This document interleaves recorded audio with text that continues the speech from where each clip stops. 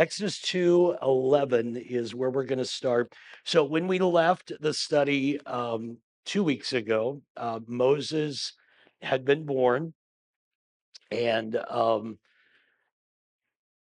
parents couldn't keep him any longer because he was going to start making noise, loud noise. And there was an edict out that every uh, Hebrew male was to be thrown in the Nile River because Pharaoh was growing concern about the large population of the Hebrews that might side with other nations and ultimately might lead to the demise of the Egyptian empire. And so, this Pharaoh that didn't know Joseph, didn't really care about Joseph, many years removed, decides that he is going to enforce almost a genocide of at least the males of the Hebrews. So Moses is kept in the house until they can keep him there no longer. And then his mother makes a little basket and she has his sister Miriam take it down to the Nile River. Miriam hides in the bushes. Pharaoh's daughter sees the baby, opens up the basket. She immediately is moved in her heart. And that's when Miriam comes out from behind the bushes and says, "Hey, would you like me to find a nurse for this little boy?" And Pharaoh's daughter said, "That would be wonderful." And so Moses' mother gets to care for Moses for possibly 2 to 3 years till he is weaned, and she gets paid for it, which is an amazing blessing. And then finally, she has to let him go back where he is going to be raised in the house of Pharaoh. So I've kind of framed this lesson today in the context of waiting. None of us like to wait on God. We want God to move when we want God to move. And we would actually like God to move a little before we want God to move. We want everything to be smooth and work well for us. And sometimes waiting is a struggle. And it's what Moses and the people of God are forced to do in this text today. Bruce Larson, I just have a couple of quotes here to kind of frame our discussion. Bruce Larson said, "Quite often, the absence of immediate success is the mark of a genuine call." Moses will not have immediate success in being the deliverer of Israel. That doesn't mean he's not called, it means he missed the timing of God. And we'll talk about that. Dietrich Bonhoeffer says everything has its time, and the main thing is that we keep step with God. We do not keep pressing on a few steps ahead, nor keep dawdling a step behind. It's presumptuous to want to have everything at once: matrimonial bliss, the cross, the heavenly Jerusalem, where they neither marry or are given in marriage. Everything has its time. And so we're going to talk about timing and waiting, the struggle of waiting. Let's read chapter 2, verse 11, and we'll read on to verse 15 for now. It came to pass in those days when Moses was grown that he went out to his brethren and he looked at their burdens. And he saw an Egyptian beating a Hebrew, one of his brethren. So he looked this way and that way. And when he saw no one, he killed the Egyptian and hid him in the sand. And when he went out the second day, behold, two Hebrew men were fighting. And he said to the one who did the wrong, "Why are you striking your companion?" And then he said, "Who made you a prince and a judge over us? Do you intend to kill me as you killed the Egyptian?" So Moses feared and said, "Surely this thing is known." And when Pharaoh heard of this matter, he sought to kill Moses, but Moses fled from the face of Pharaoh and dwelt in the land of Midian, and he sat down by a well. So the text begins, Moses is now grown. Exodus doesn't say how old Moses is, but Acts does. Stephen, when Stephen is preaching in Acts 7:23, right before he is stoned by the Jews. He tells the whole story of Israel. And in that story, he says that Moses was 40 years old when he went out and slew the Egyptians. So that tells us that Moses was born and then spent somewhere probably between 37 and 39 years, depending on when he was weaned or what that was like in that day. But he spent that in Pharaoh's home. He was educated in the education system of the Egyptians. He knew about Egyptian history. He probably knew everything about politics and why Egypt was positioning themselves the way they were. But he is raised in Pharaoh's home. But now, at the age of 40, he is grown and he will make this move that will turn out to really mark the next 40 years of his life as well. So during this period of 40 years that Moses, 37 to 39 years that Moses is in Pharaoh's house, Israel's days of darkness continued. Moses is growing, but things are getting darker and darker for the Hebrews. It seemed that God was doing nothing, that Pharaoh was just tightening the grip on the Hebrews, and that this Pharaoh that didn't know Joseph was just wreaking havoc. It almost seemed like God had forgotten his promise to Abraham. It was like we had this promise and we've been holding on to this promise, but here we are slaves, nothing is happening. And so things are getting darker and darker for them during these years. So not only is Moses waiting, but the Hebrews are waiting as well. So a whole new generation has emerged. They have grown from childhood expectancy. So just imagine you are a Hebrew child that's born, and you are told the promises of Abraham and that someday God is going to take us to this land, and you're born into slavery, but you're hearing these stories about someday God is going to make us a great people, and someday we're going to get out of slavery. And so you start learning that at age 2 and 5 and 7, and in your teenage years, you begin to believe that it's going to happen. What happens is this generation grows from childhood to adulthood, and then they die, and another generation comes. And after a while, you can imagine they begin to think this is never going to happen. So this is what is continuing. They were born in slavery, they grow up in slavery, and they move toward death in slavery. And the days of darkness for the Hebrews continue. It is clear that there is not going to be a quick fix. We will note that this is what seems to be going on with Moses. Moses had some sense of call in his life. I put it in your notes, Acts 7, verses 23 through 26. This is Stephen, and this is New Testament, and he's telling us about Old Testament. But he says, when Moses was 40 years old, it came upon his heart to visit his brethren, the children of Israel. And seeing one of them suffer wrong, he defended and avenged him who was oppressed, and he struck down the Egyptian. Look at this next line. This is New Testament insight that we don't get when we read the Old Testament story. For he supposed, that's Moses, that his brethren would have understood that God would deliver them by his hand, but they did not understand. That's really the only thing we're given.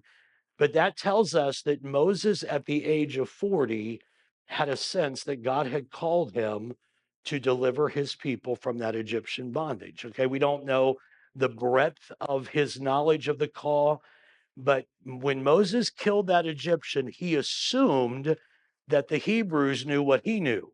He assumed that the Hebrews knew, here's the guy that's going to deliver us, but they didn't understand. Okay, so We know that much. We know that Moses had a sense of call, and so his action has something to do with, here's my chance. Here's my opportunity to begin this deliverance for my people. So verse 11 says he went out to his brethren and he looked at their burdens.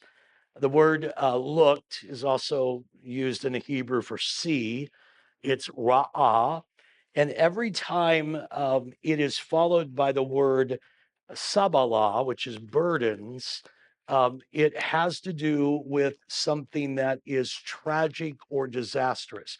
Anytime in the Hebrew, ra'ah sabala is seen, they're looking at something that is devastating. So this is not just, I looked and saw something that wasn't that great. Let me just give you a present example. If somebody, you know, a president or a governor or a department head went out and flew over California after the fires, they would be seeing something devastating. That would fit into this Ra'ah Sabbalah. There, he went out to look and saw something, went out to see the burdens that were being placed on the Hebrews. And so there's a disaster that he is going to look at and he is going to weigh into and see what he can do about. Hebrews in the New Testament tells us that gives us a little more insight into what Moses is thinking, and that is that Moses leaves the palace um, with intentionality. He look at what Hebrews says. I put it in your notes. By faith, Moses, when he had grown up, refused to be known as Pharaoh's daughter. He chose to be mistreated along with the people of God rather than to enjoy the fleeting pleasures of sin. He regarded, and now the New Testament writer is putting a twist on it that's giving it New Testament meaning. He regarded disgrace for the sake of Christ as of greater value than the treasures of Egypt because he was looking ahead to his reward. What that tells us is that Moses knew what he was doing. Moses left the palace of Egypt saying, I'm going to give something up, but I'm going to choose to side with my people and leave the pleasure of the palace behind and make a choice, an intentional choice to engage the suffering of my own people. That's really important because Moses isn't just stumbling into this. Moses, God is working in the heart of Moses. He assumed that the other Hebrews would know that God was working in his heart, and he makes a choice. I'm not going to be called Pharaoh's daughter. I'm not going to lay hold of my privileges of Egypt because God has called me to my own people, and he went to them with the intention of deliverance. So Moses was the man for God's work. He was stirred by the people of God being mistreated, and he knew who he was. He knew that God had called him, and he wanted his people to know freedom. He knew that he was a child of Abraham, child of God, and he wanted his people that for 400 years had probably drifted from the promise of Abraham. He wanted them to understand as well. But he was not in God's timing. And here's the point: missing God's timing does not remove the call. He missed it by about 40 years, but it did not mean that he wasn't the man. Um, have any, just by a show of hands, any of us ever done something we knew we were called to do, but we tried to do it before it was really the right time to do it? Anybody understand that? That's what's going on with Moses. What he was doing was the right thing, being the deliverer of the Hebrews, but timing wasn't always right. And that's a constant struggle we have. I mean, once God puts something in your heart, you want to go do it. And sometimes we push on through. I'm giving you this example, not necessarily, I'm not saying it was the wrong thing to do at all. It's worked out okay, but maybe it could have been even better had I done it differently. But at 16, I knew I was called to pastor. And so there was no hesitation. And I went to Southeastern for 1 year in Florida and then transferred to Central Bible College in Springfield, Missouri. And but I took 22 hours a semester, and I did as much summer school as they allowed you to do, and you could get like 12 hours correspondence added to your degree. So I did that because I was just wanting to rush through. I knew God had called me to pastor, and so why stretch it out 4 years if I can do it in 2.5 years? And um, I don't know if that was a good thing or bad thing. I maybe after I'm gone, somebody can decide whether it was a good thing or bad thing. But I started pastoring at 21, and I had some struggles that I might not have had if I was 23. By the way, this is just a complete sidebar. Put the notes down. I'm going to have to confess something to you.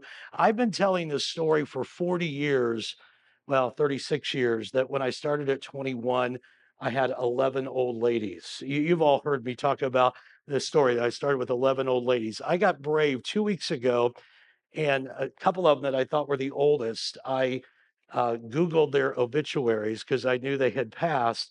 And when I figured up their age, now keep in mind, I'm 60 today, I found out the two that I thought were the oldest were 58 and 60. So the story is now I started pastoring with 11 middle-aged ladies, okay? Which, I realize I never thought about it that way, but as I've told that story, people thought, man, you got a lot done. 11 old ladies that couldn't help do anything. They didn't have any money because they're on fixed income. They were all working and they were all tithing and they all did things in the church. So don't feel sorry for me anymore. Okay. So, but I've confessed now. If we confess our sins, he's faithful and just to forgive us. All right. I didn't know. I still thought I figured I'd looked them up and they were, 79, 87, 102. How about that? I thought they would be 102. They were 58 and 60. So there you go. I don't know why I told you that, but jumping ahead, sometimes we push through and sometimes it works out, sometimes it doesn't. So Moses goes out and to his brethren, he's going to check out his people one day. And as he does, he sees an Egyptian who is the taskmaster, slave owner, beating one of the Hebrews. And the text says in verse 12, he looked this way and that way. Um, we're not sure what that means. Just a couple of things. It could have been to make sure nobody's watching, that he's not detected. It may mean to see if there's somebody else that could help him. Like, is there a group of people that would certainly change the narrative a little bit? We're not clear what it means. I kind of think he was making sure nobody was watching. That seems to me to fit the story the best, but we're not sure of that. And we're not sure that he meant to kill him. It may have just gotten out of hand and he was just going to fight back. But anyway, ultimately there was a death, and so he ends up burying him. Remember, interestingly, he is of the tribe of Levi. Moses is. And remember the story about Levi when we were studying Genesis. And remember Simeon and Levi, and how when Dinah, their sister, got abused, and how Simeon and Levi um, deceived the Shechemites and said, we'll intermarry, but all of your males have to be circumcised. And when they were circumcised, and on the third day or whatever, when they were sore and infected, they came in and they wiped out all the males. That was Levi. So Moses hails from this tribe. And remember when Jacob is blessing his sons, or at least his final words over his sons in Genesis 49, he gets to Simeon and Levi. I put it in your notes. Um, Simeon and Levi are brothers. Their swords are weapons of violence. Let me not enter their council. Let me not join their assembly, for they have killed men in their anger and they have hamstrung oxen as they please. Cursed be their anger so fierce and their fury so cruel. I will scatter them in Jacob and disperse them in Israel. That's the word spoken over the tribe of Levi, of which Moses hails. And so you kind of see maybe that anger thing was a family thing. So maybe he just in his anger may have killed the man and buried him. We don't know. The text doesn't say. What's really interesting is Moses' anger here is probably what disqualifies him for to carry out the mission at 40. But at 80, God will say of Moses, he was the meekest man to walk the face of the earth. So in those 40 years, God is shaping his heart. Sometimes God calls us and says, I want to do this in your life. And we're ready to go, but he'll say, not so fast. We got to do a little work on you first. And that's exactly what happens with Moses. He tries to jump out, but he's going to need, listen, if Moses killed a man every time they aggravated him in the wilderness, it would have been a slaughterhouse in the wilderness, right? And so God had to shape that response, that anger, and turn and create meekness in the life of Moses. So humanly speaking, now um, Moses has set God's plan of deliverance back, although in the divine plan, we really cannot make that assertion. Moses still, Andrew Murray said, and it really reflects what I just said, Moses had much to learn in the school of discipline. God had to shape his heart. His murder was a foolish act. Think about this: to get rid of one Egyptian here or there was not going to bring the change. Did he really think he was going to overturn, the dynasty of the Egyptians by killing one guy, or killing people one at a time? But that was his rage that caused that. It would not bring change, if any significance. It was a totally impractical way of liberating the Hebrews. It served only to antagonize all the people, including the Hebrews. It just got worse for the Hebrews. He didn't help anything. He knew the call, but he tried to do it in his plan and in his timing. To try to liberate by force is to antagonize the very people you seek to liberate, who have already seen enough force. So it just made it worse for them. And so his action was doomed from the outset. And then he thought he could conceal the murder, so he buries the guy in the ground. And then the next day he goes out and he just sees two of his brethren arguing. And he tries to break up the fight. And one of them says, "Are you going to kill us like you did the Egyptian yesterday?" Which makes me think that he may have looked this way and that, but he might have been better off to look this way and that way, because somebody saw it. All right. Or that guy went back and told, we don't know. But anyway, Moses now knows that it's out. And Pharaoh knows, and Pharaoh's angry. And Pharaoh is bent on finding Moses now. Remember, think about this. This is Moses that's been raised as his stepson, who has now killed an Egyptian. Pharaoh finds out, and Pharaoh sets his heart on getting Moses. I put this little note at the bottom. When Pharaoh heard, he sought to kill Moses. Once Pharaoh's rage was against all Hebrew males. Throw them all into the Nile River. Now it's against one. Now he is going after Moses. Um, how could Moses have thought one act would liberate the people? Now, before we get too hard on Moses, Stephen kind of subtly affirms him as pointing to Jesus as being misunderstood. And I'll make that point here.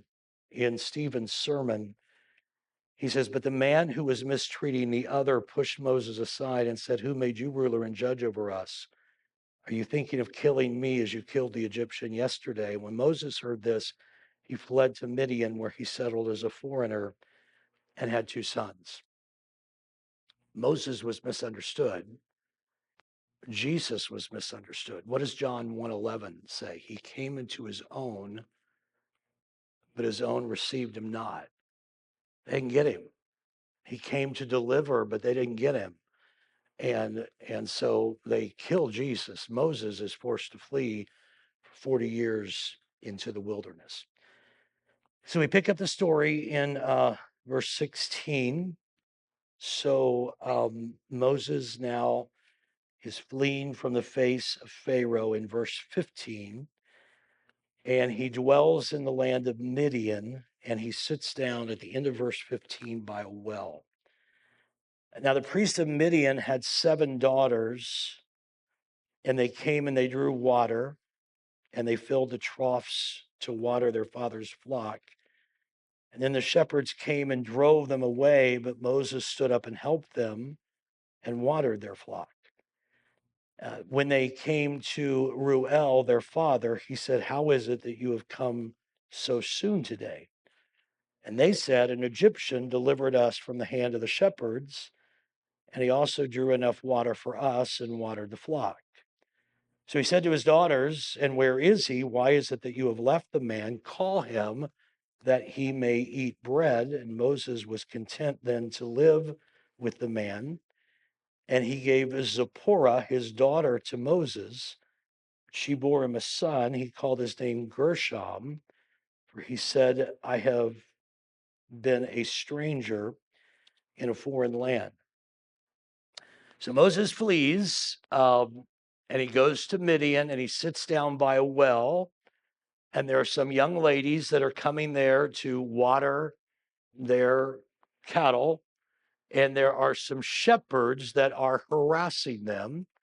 And look what Moses does. He settles the dispute. He cannot stand that.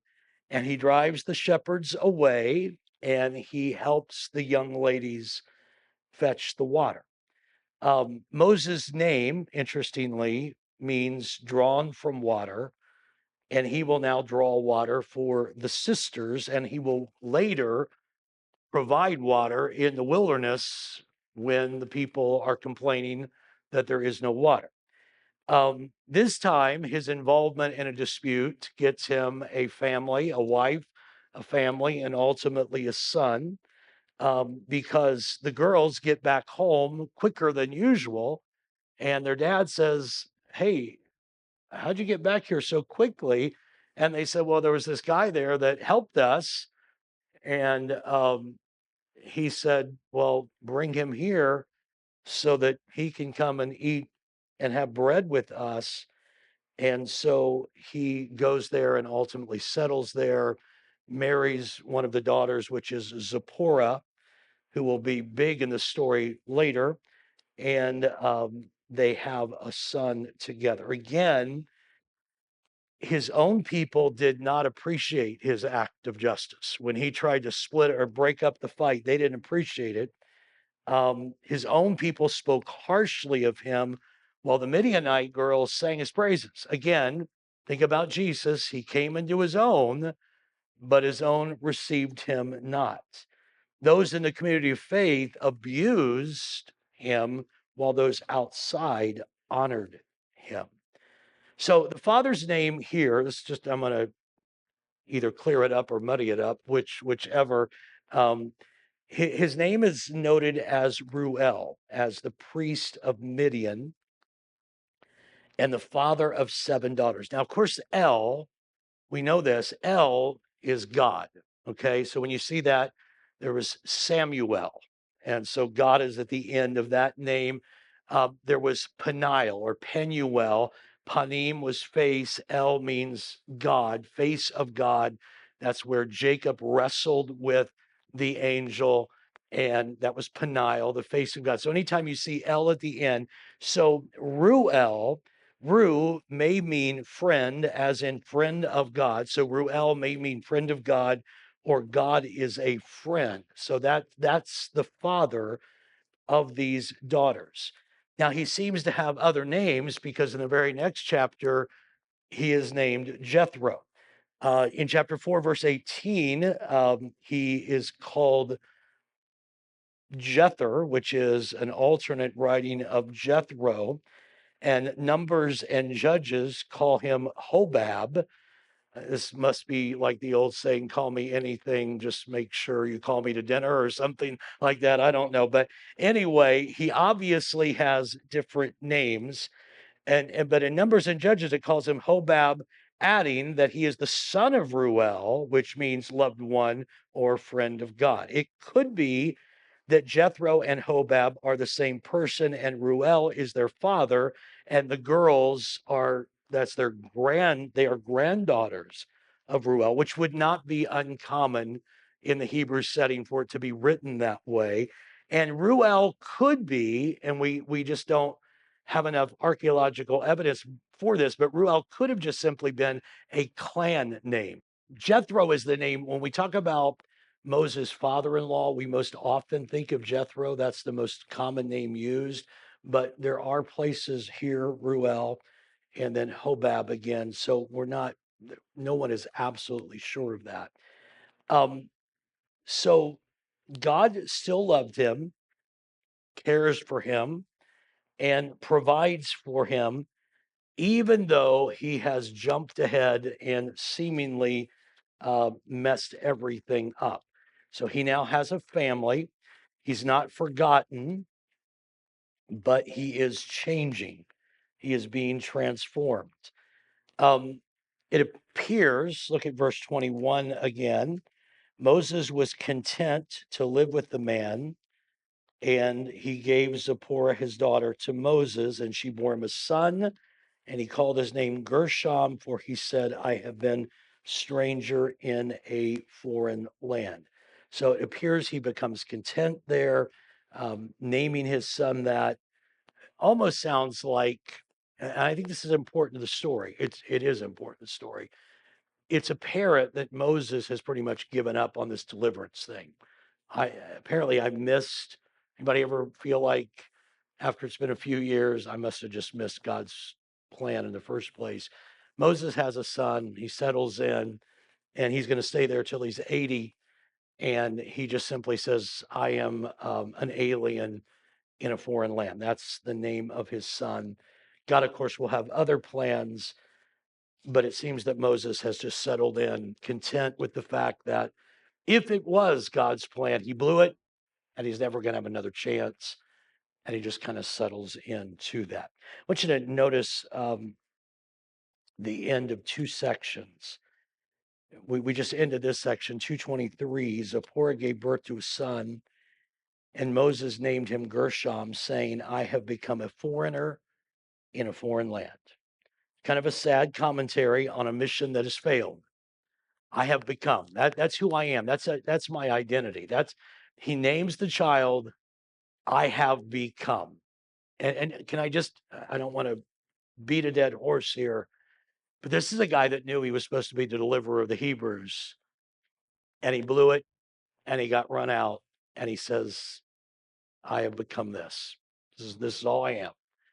And we sometimes get there. I believed God was going to use me, but I messed up.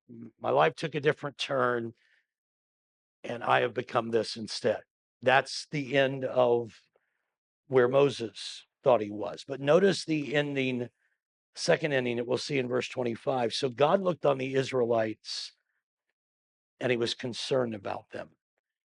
That doesn't sound Moses' statement, I have become a foreigner in a foreign land, is resignation. I'm just resigning to this. But God looked on the Israelites and was concerned about them, sounds like new beginning. It's like the story's going to pick back up. God's not done. Aren't we glad that even when we resign, God's not done? Even when we resign ourselves to this is the best it's ever going to get, God hasn't given up yet. And so we get a hint in the text that God is not finished. In 2:11, Moses went out to his brethren and he looked at the affliction of Israel, goes out, looks at the affliction of Israel, sees it, kills a man, and it ends in disaster. But in 2:24, God remembers and hears their groaning. And in 2:25, he looks on them, and it's going to end in deliverance. I just want to make this statement, and I may elaborate on it just a bit. Human emotions and effort are never enough to accomplish the plan of God. Us looking, Moses looked, he was troubled by it. It bothered him and he acted. But when God looked, God acted and something gets done. It is so important for us to understand that getting ahead of God and not waiting on God gets us in trouble often. It's not enough just to be moved by something and want to act. It's got to be in God's timing. But when God is moved and God acts, things do in fact happen. So let's read verses 23 through 25, and then we'll work our way to the end this morning. So it happened in the process of time that the king of Egypt dies. Moses, now notice in verse 22, Moses has just had a son and named him Gershom. I've been a stranger in a foreign land. Done. I've resigned myself. This is the best it's going to get. But it happened in the process of time that the king of Egypt died. And the children of Israel groaned because of the bondage, and they cried out, and their cry came up to God because of the bondage. So God heard their groaning, and he remembered his covenant with Abraham, with Isaac, and with Jacob. And God looked upon the children of Israel, and God acknowledged them. There's a whole lot here in these last 3 or 4 verses. A new king, verse 23. So think about this. If you are under a regime that is abusing you, making you slaves, and it's harsh and cruel, when a new king steps in, this may be our chance. All right. It happened in the process of time that the king of Egypt died. But then the children of Israel groaned because of the bondage. It's really interesting. The groan, this word groan in the Hebrew indicates that they thought this regime change might help. And when it didn't, they groaned. That's exactly the way this Hebrew word reads. We don't often see that. Now, a little sidebar here, the death of this king would allow Moses to come back. Now he's not a fugitive because he's only a fugitive as long as that king that was seeking him wanted to kill him. Once that king is gone, he can come back. So he is now poised, positioned. Now he'd already given up. He wasn't took the burning bush. Remember, he's not chomping at the bit for the next time he can go back. He's got a son. He said, I'm a foreigner in a foreign land. I'm done. And he has given up that dream. God has not given up the dream. He's minding his own business over there in Midian. But back in Egypt, God is at work. And the way God is at work is not the way the Hebrews thought, because when this king dies, they thought this was it. But instead, things got worse and they groaned. And can I just say, without being political, we need to learn a lesson from that. All right. Regime change, either way, isn't really about how God orchestrates our lives and the affairs of this world. And sometimes we get all excited or all bummed out as if the person at the head of the state or the nation is the one that really runs the show. How many in this room really know God's the one that runs the show? All right. I hope you do. And sometimes we groan when it doesn't work out as well as we think. And that probably, if we groan, is a testament to the fact that probably our eyes were looking at the wrong thing or person. All right. That's really good, even if you don't think so. I'm just telling you, that's how Christians ought to live their lives. We really should. We have become very, very blinded to that. And it has crept in and dominates, and we don't even know that. Jesus is still Lord and King. Say amen if you believe that. All right. So they groan when it doesn't work out the way they think, and then they cry out to God. Sometimes it takes our disappointment to make us cry out to God. Time did not fix this. A political change did not correct it. But when they cried out to God, it answered it. All right. That's important. God heard, he looked upon, and he acknowledged them.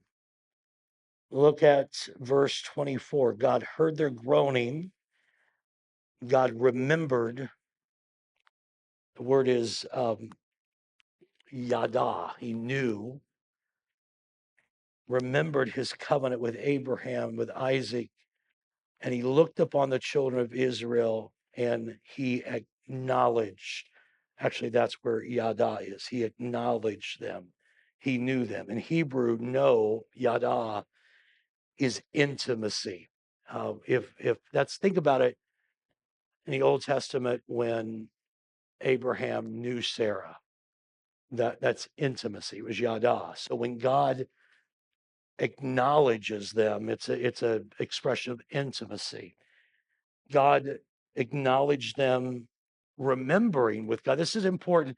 Again, we don't get this flavor when we read the English. When we read remember, especially all of us in this room, how many forget at least one thing a day? Okay, all right. So how many are happy when you remember something, right? Okay. So what does remember? Remember to us means, oh man, I almost forgot. Okay.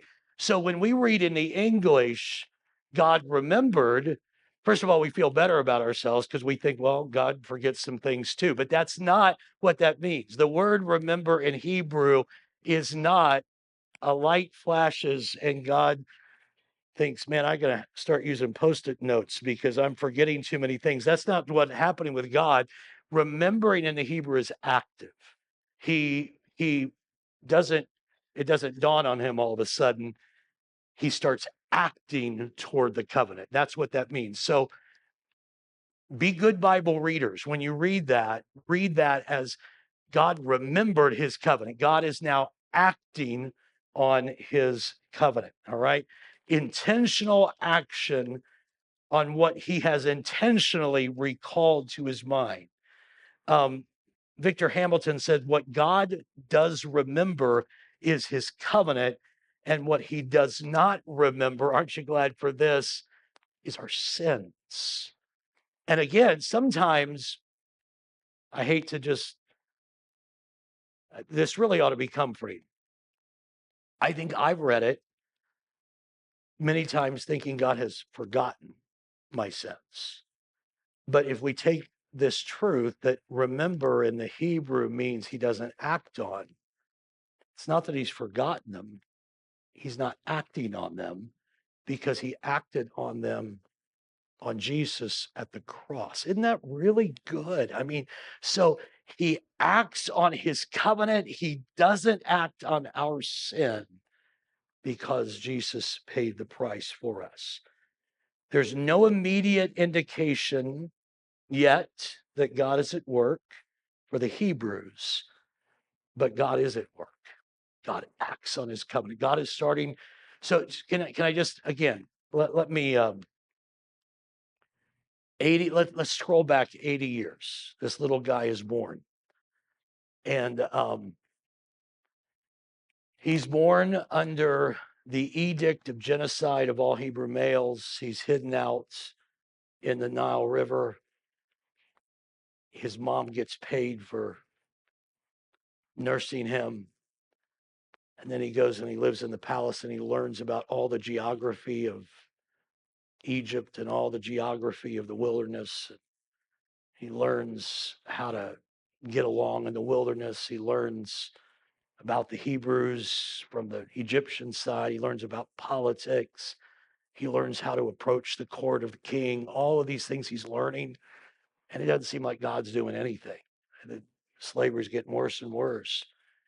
But God's working. He's teaching this guy at 40. And then at 40, the guy that knows he's called goes out, this is my day, and he messes it all up. And it seems like he messed it up for good. And then he has to go to the wilderness where he really gets a great lesson on how to survive in the wilderness for the next 40 years. Seems like God's not working, but God's absolutely working. God's teaching Moses how to survive in the wilderness and how to get along and making him meek. And because I mean, there's nothing better to make a man meek than to live with his wife and her 6 sisters, right? And that's exactly what he did. Okay. And so I was just waiting on a chance to use that and I found it. All right. So he is all of that, God is at work. And then this Egyptian king, Pharaoh, dies, and the Hebrews think this is it. Only gets worse, but God's ready to act. Just again, this is 80 years. And sometimes we just think, God, are you doing anything? God's doing something. Just don't give up on that. God is doing something. There was no immediate indication that God was at work for the Hebrews, but he was already beginning to work on their behalf. Again, notice the power of prayer. It reflects our needs, but their call out to God, it also promotes the plan of God or the purpose of God. It is hard to understand the power of prayer, but it's so important that God uses concepts that we can understand, like remembered as the people prayed. Again, it didn't, their prayers didn't make him find the green post-it note that he had made. But God has to use that language to say in this mystery that we don't understand, God has chosen to use our prayers to enact his plan. I don't know why or how, and I don't know that anyone will ever be able to explain it to you. And if they try, then they've turned it into a formula that denies him his sovereignty. So don't go there either. Just know the Bible says when we pray, God acts. And that's what happens. They remembered, they prayed, they cried out to him, and God acts on his covenant. Just going to end with a couple of quotes, and then you may have a couple of comments or questions. James Boyce, Moses was 40 years in Egypt learning something, 40 years in the desert learning to be nothing, and 40 years in the wilderness proving God to be everything. It's a great, great statement. And Tony Merida, how often God prepares us for the next chapter of life with the present chapter's experiences. That's exactly what happens in Moses. 40 years in the palace, 40 years in the wilderness. He's preparing him for the 40 years of leading Israel by those 2 seasons of his life. And God prepares us for what is next by the season of life that we are in now.